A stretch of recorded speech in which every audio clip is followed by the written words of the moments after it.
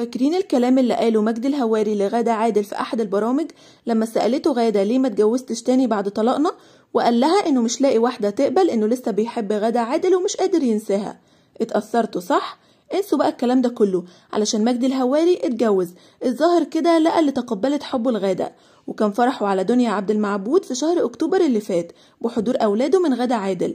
وتعرف مجدي الهواري على دنيا من داخل الوسط الفني لأنها ستايلست اشتغلت في أعمال فنية كتيرة زي مسلسل ونحب تاني ليلي ياسمين عبد العزيز، وتعاونت دنيا مع مجدي الهواري في كل عروض فرقة كايرو شو، وكمان اتعاونت معاه في موسم رمضان 2022 بتصميم ملابس مسلسل دايما عامر للنجمة مصطفى شعبان.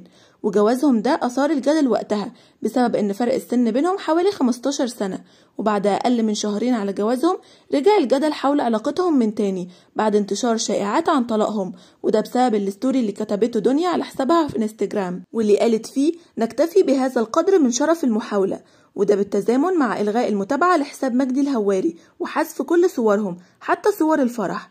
فروحنا طبعا لحساب مجدي الهواري على انستجرام علشان نعرف الحكاية كلها، لقينا ان مجدي الهواري التزم الصمت التام على غير عادته واكتفى بحذف صور دنيا معاه، رغم ان اغلب الصور كانت لتوثيق كواليس تصوير اعماله الفنية ومسرحياته.